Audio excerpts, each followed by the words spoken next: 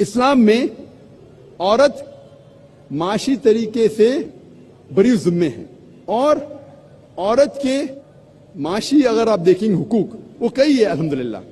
جب شادی ہوتی ہے، شادی کے وقت، نکاح کے وقت الحمدللہ عورت کو مہر دیا جاتا ہے، اس کا فائدہ ہوتا ہے۔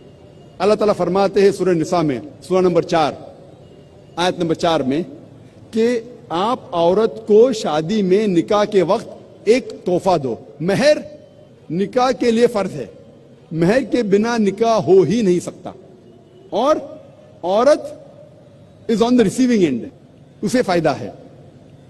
لیکن ہمارے اس ملک کے معاشرے میں، ہندوستانی تہذیب میں الٹا ہے۔ ہندوستانی تہذیب میں شادی کے وقت عورت مرد کو دہیج دیتی ہے، عورت مرد کو ڈاوری دیتی ہے، اور یہ بہت عام ہے۔ افسوس کی بات ہے کہ کئی مسلمان بھی اس ہندوستانی تہذیب کو اختیار کرتے ہیں۔ مرد نکاح کے ٹائم پہ عورت کو مہر دیتا ہے، لیکن ہمارے معاشرے میں، ہندوستانی معاشرے میں الٹا ہے۔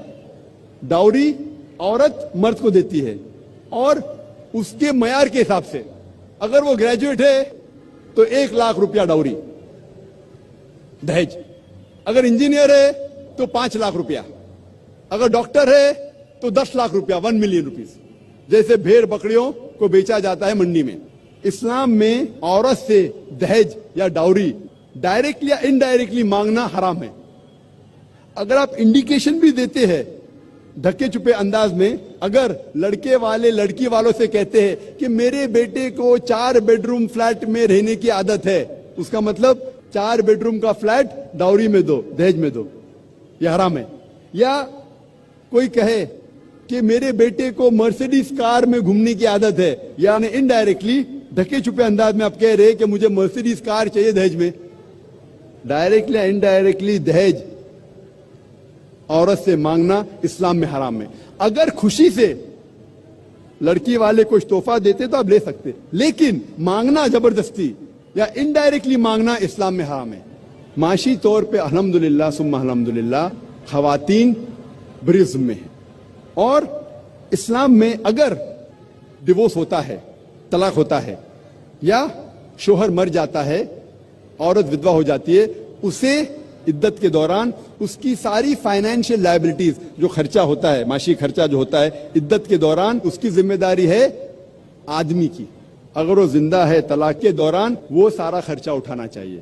اگر اس کا انتقال ہو گیا تو اس کی دولت میں سے وہ عدت کے دوران سارا خرچہ مرد کی دولت میں سے عورت کا خیال رکھا جاتا ہے۔ اور اگر وہ پیٹ سے ہے، حمل سے ہے، تو جب تک بچہ پیدا ہوتا ہے اس ٹائم تک سارا خرچہ آدمی کو اٹھانا چاہیے، اور اگر بچہ پیدا ہوتا ہے اور بچہ ہے تو جب تک بچہ بالغ ہوتا ہے اس کا خرچہ اٹھانا چاہیے مرد کو۔ یہ ہے اسلام میں خواتین کے حقوق۔ اور اگر کوئی شخص کا انتقال ہوتا ہے تو اس کے انہیریٹنس میں الحمدللہ عورت کا بھی حصہ ہے۔ میراث کے اندر اگر کس کا انتقال ہوتا ہے تو جائیداد میں حصہ مرد کے علاوہ عورت کا بھی ہے۔ نظر میں جمال حبیب خدا